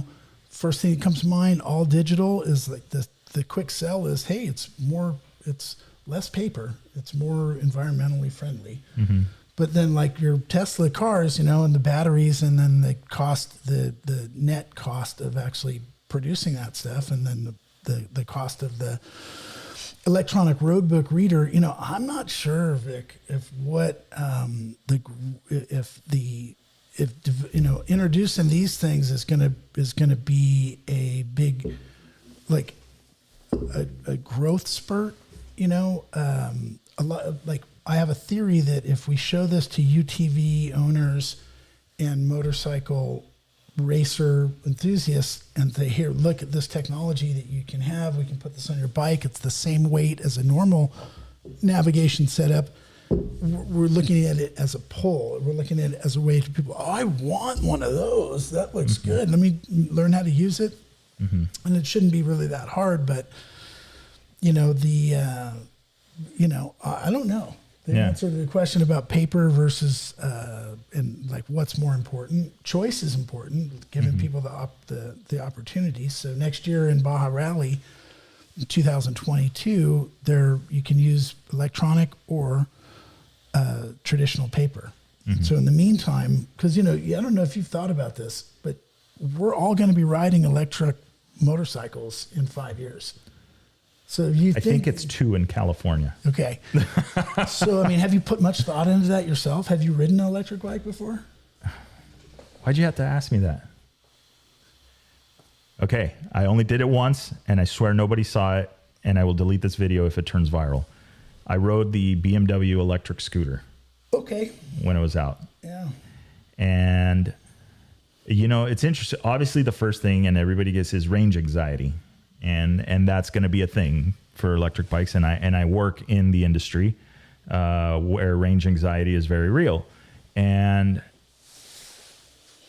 the performance out of them is crazy. Yeah. The electric motor is just nuts. And you just do so much more. It's like, oh, you want a little bit more torque? Okay, here. Where meantime, in a ICE engine, internal combustion engine, you're all, okay, well, let me try this cam. Okay, now take apart the head again because I want to put this cam in it. Okay, well, we're going to try this. So there's a lot of stuff you got to do to get it to do, or, fuel mapping and stuff like that, where on an electric bike, you don't have to do that. But I do know, let's see if we have, hey, do we know about what ballpark cost is going to be on an electronic road book like that? Yeah, it's $1,700. $1,700. Okay, so about $1,700. Ballpark. Yeah. And then I know that you can do, I know that you can get set up with, your laptop or your tablet. You can do a couple of different setups to do electronic road books. So the cost is going to vary. But yes, Nick, that was Thug Life Total. But it was kind of, I guess I could say it was kind of fun to catch a Mustang off guard.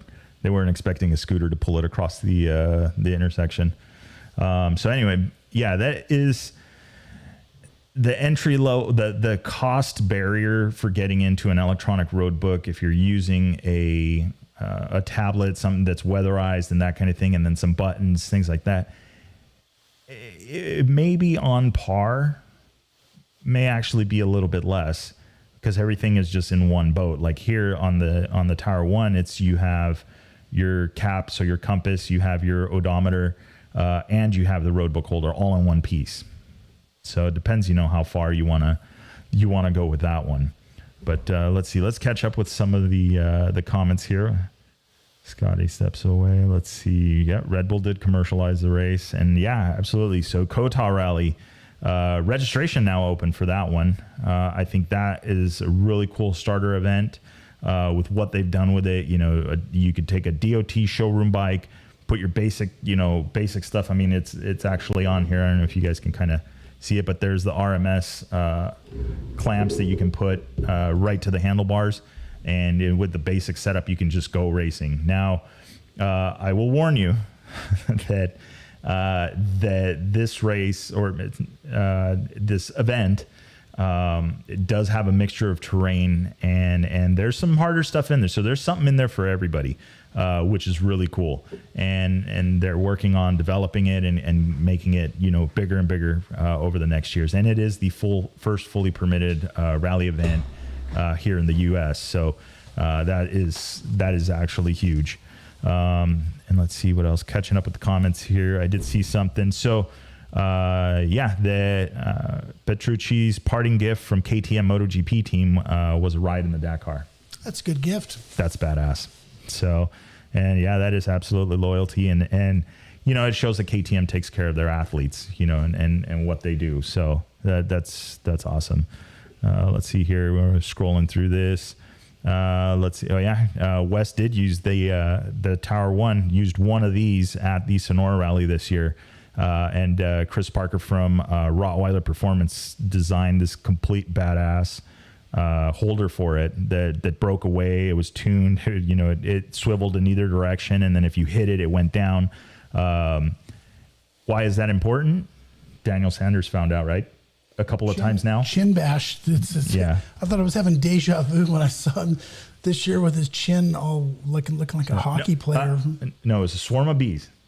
That's what he told the guys. It was a swarm of bees that got him. That got him all swollen up like that in Chado. No. He loved the road book so much he kissed it twice. Yeah, this guy blew that thing out. But yeah, it's a real thing, and it's a dangerous thing. It can literally catch you right in the.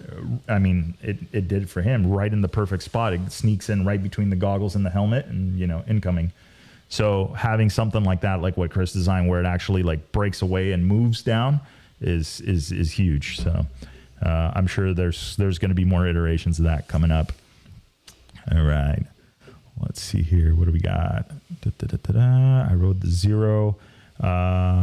Paper sounds better for entry level.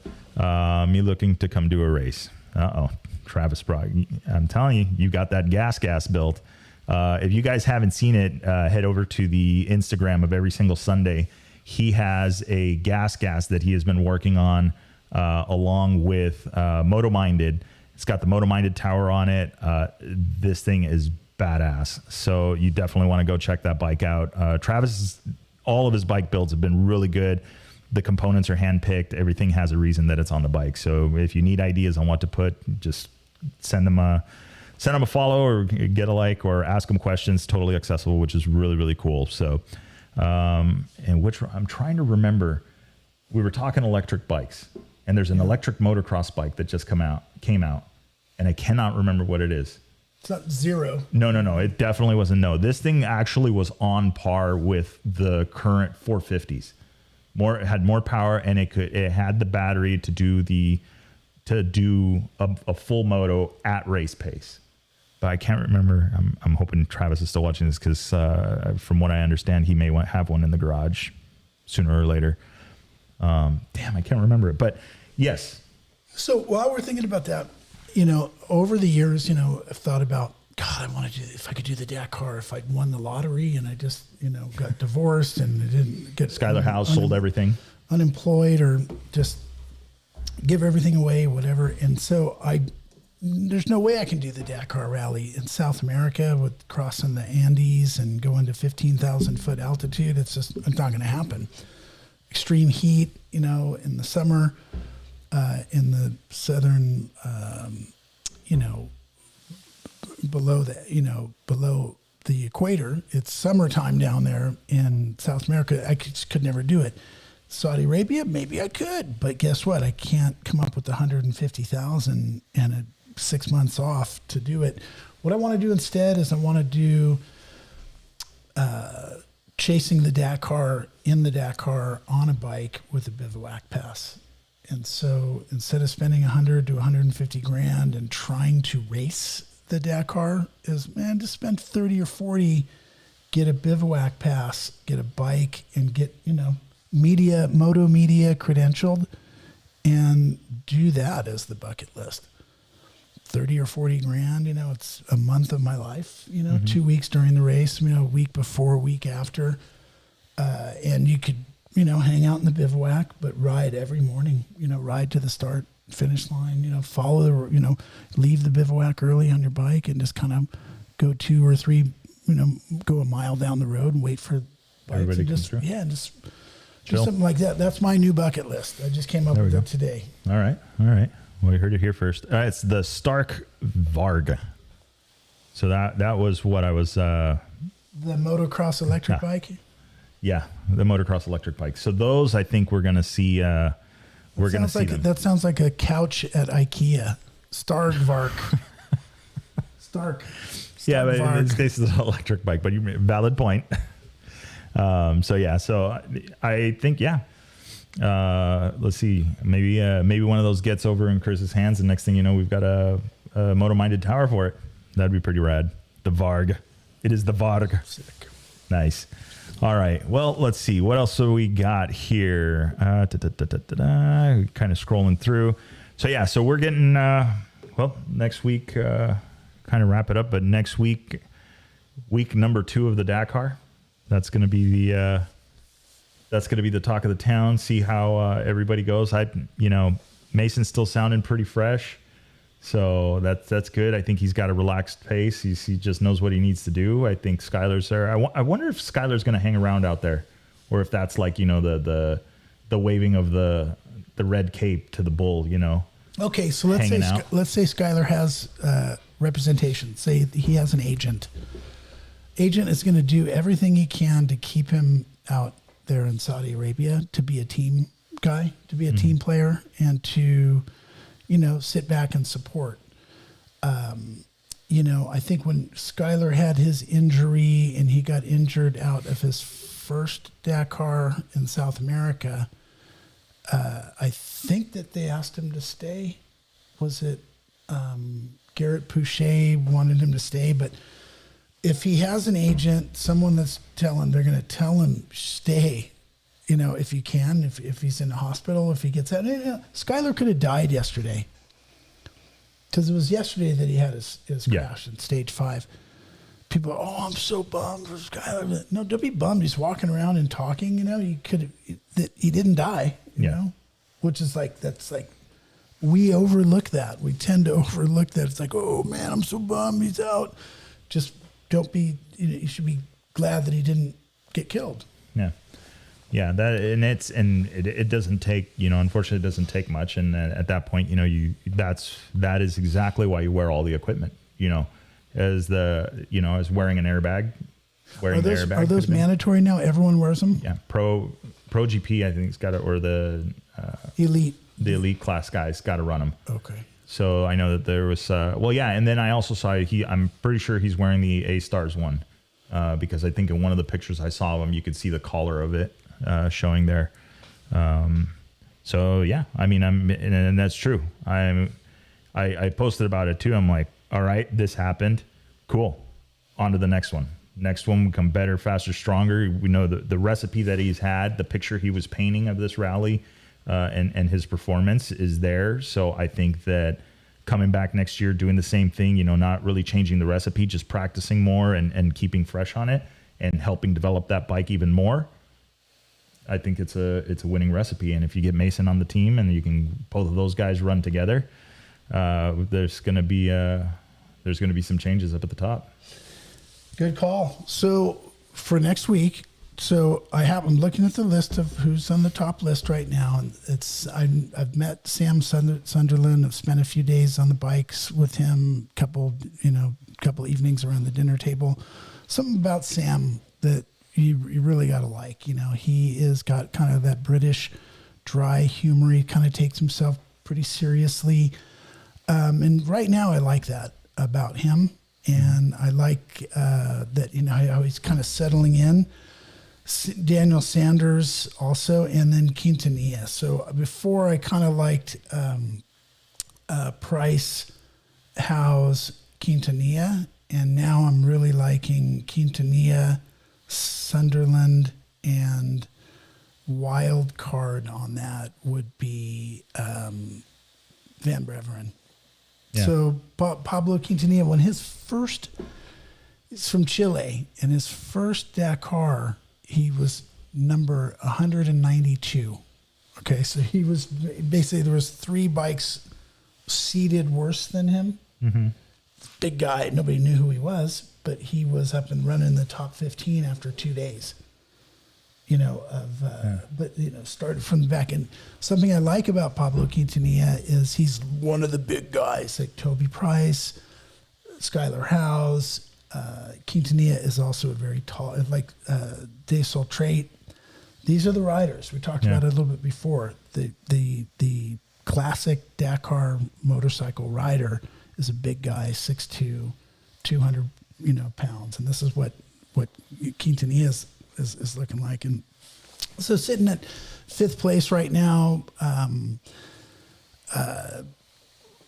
Quintanilla is going to wind up on the podium if not winning. But if I had to pick a winner, it's going to be between Sunderland, Sanders, and Quintanilla. Yeah. And that's all I got. Yeah. Let's see. Let's go back to this one. Okay. So in closing, we'll make this one the last topic. And yeah. So I got a chance to speak with Andy Kirker about the Pro Moto Rally class at the Baja 1000 this past year on the Peninsula Run, and they were working on it. Full disclosure, I like the idea from a standpoint that it's going to foster people getting interested in rally and bringing that maybe a little bit more to the forefront at a grassroots level. I do have questions about the way that the stage would be organized or the navigational section would be organized in a fashion that keeps these guys off the front bumpers of the trophy trucks. And we know that racing is dangerous and we know that it is of concern, but you just have to look at it from the technology standpoint, and the bikes are still the same recipe. Even if it was a rally light bike, it's still a motocross bike with a big tank and all of that. But then you go and you look at the trophy trucks and the front runners, and they're 4-wheel drive with all the travel in the world. Thanks to people like the late John Marking from Fox, have made these things way more controllable and predictable, predictable. And that makes them that much faster. So it makes it that much harder for the bikes to outrun it. So unfortunately this year, I don't think that the class got off the ground because of entries. I think everybody was hanging out, and this happens a lot at events, is a lot of people kind of hang out and who's going to sign up, who's going to do this. And it's like that Spider-Man meme where everybody's pointing at each other, who's going to sign up first, and then nobody signs up. So in the end, I think it was just that. It was just simply not everybody that was interested signed up for it. There were still some questions that needed to be hashed out. Nobody wanted to be the guinea pig. And well, here we are. So hopefully Kirker and the SCORE team is looking at it and evaluating it, and hopefully they get, something going because we want to see more people in rally raids. And I think that once people start discovering that and see that navigation, once you get bit by that bug, is not that hard, that you're going to see the other rallies like Kota, Baja Rally, Sonora Rally, you're going to start to see the numbers grow. Well, I think they're going to grow anyways. And I think that we will, all 3 of those events that you just talked about, like we all want to see rally raid, events get full. Mm-hmm. Let's say I'm in the business of doing dog shows and doing dog show contests. If I want to grow that, I'm not going to go merge my dog show with a cat show across the other side of town. True. And so it's like might be a little rough. Yeah, and I would like to help Andy Kirker and anyone at SCORE try to figure out a way to bring it in and to merge it. It's it might be a good idea, but instead of me convincing you that it's not a good idea, you guys have to convince me as a potential customer to sign up that it is a good idea. And so until that happens, you know, there's still meat on the bone. So, you know. All right, here we go. That's what happened. Here's the wild card. I would think, this is Fabian, I would think SCORE would separate the entire race to a fifth event down in Baja. Scotty and Victor to join forces as directors, SCORE International Baja Rally Moto. Let's go. Sir, there we go, Fabian. Nice to see you on the boards, bro. Let's see. BT, what is it? Dude, Stefan Svitko, right? It's true. It's another one. Like, there's more names up top now that weren't there before. It was like, oh, okay, well, this is the KTM / Honda team, or the Honda show, right? And then now it's like, well, oh, wait, we got Van Beveren in the Yamaha now up there, staying up there. And then you've got, you've got Heroes. You've got the, what was it? Reju FN rally team, I think is another one. Like, you've got all these bikes that are now able to compete. Now, the homework, I think we'll leave it on this. The homework for everybody is the question is, because of the way that Dakar has changed the road books, and to when they're now issuing them minutes before the start, is this why we are seeing more teams being mixed up in the top results? So, I don't know. Leave your guys' comment. The video will be there. You can still comment on it. I want to know about that. What do you guys think? Do we think that the mix-up now and seeing more bikes and more teams up front and dicing it out, is it because of the way that they've changed the way that the rule books? So, let's see. All right. That's all I got. Hey, man, this has been awesome. This is like the first live stream. First live stream. Awesome. That's right. Rick. Man, so I'm stoked. Yeah, starting the new year off right. So before we go though, Baja Rally. Let's talk about that really quick. We've got the main event, 6 days, right? Correct. We're doing a marathon stage in that. Correct. All right, and then we've got the smaller Catavenia Rally. Also in the year somewhere? Correct, in December. In December. 3. So okay. 3 events launched. Entries are open in all 3. Okay. BajaRallyMoto.com. You can sign up and pay now. You can sign up for 3 different rallies. Our 6-day rally in October 2nd through the 8th. It's 6 full days of racing, and it is, I don't know how to tell you about it. It's going to be awesome. And if the Dakar Rally keeps cutting their stages short, your average length of a Baja Rally is the average length of a day on the Baja Rally is going to be longer than the average length of a day on this current Dakar Rally. Dakar. It's good. And so there is some training opportunities. Just visit BajaRallyMoto.com. There you can see some of the different things that we have to offer for this race. And so it's coming out.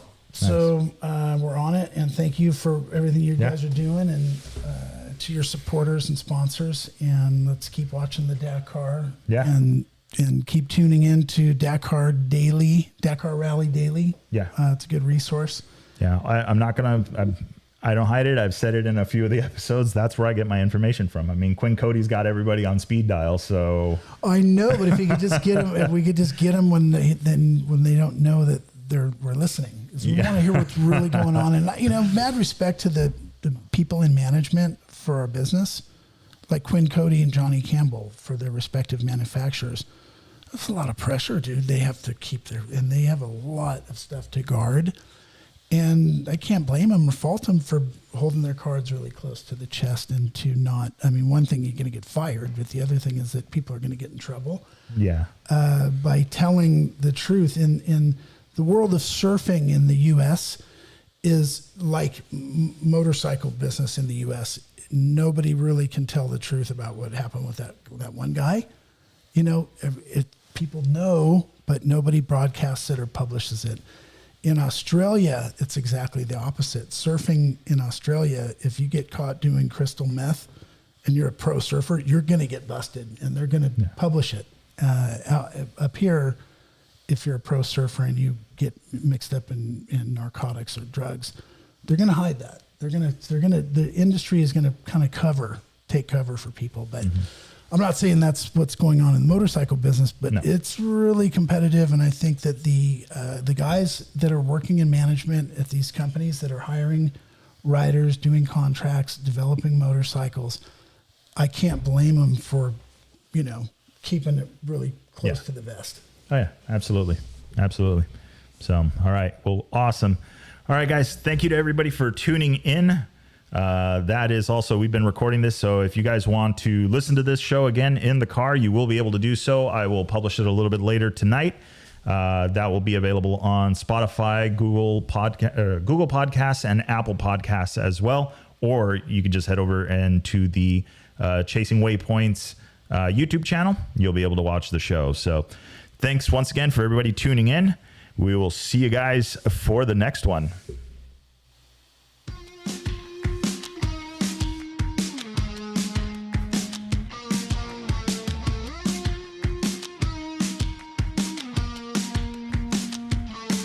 All right, that is the wrap for the Chasing Waypoints podcast this week. Hope you guys enjoyed the show. Don't forget to like and subscribe if you like what you heard. We are available on Apple Podcasts, Google Podcasts, and a bunch of others. Also, follow us on social media. You can find us on Facebook under Chasing Waypoints, Instagram Chasing Waypoints _official, and of course, the YouTube under Chasing Waypoints. Hope everybody has a good week. We will see you guys for the next episode. Remember, shiny side up, and don't forget to tag us. We want to see where you guys are riding and what you guys are up to. Have a great week.